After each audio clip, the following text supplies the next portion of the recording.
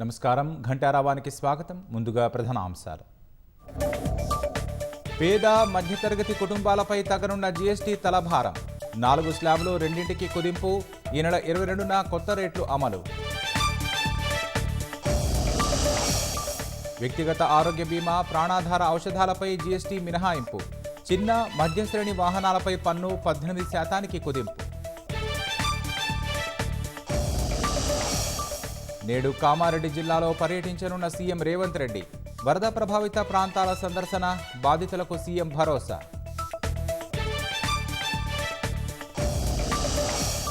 రెండు 2028 జనవరి నాటికి ఎస్ఎల్బీసీ పనులు పూర్తి చేస్తామన్న ప్రభుత్వం.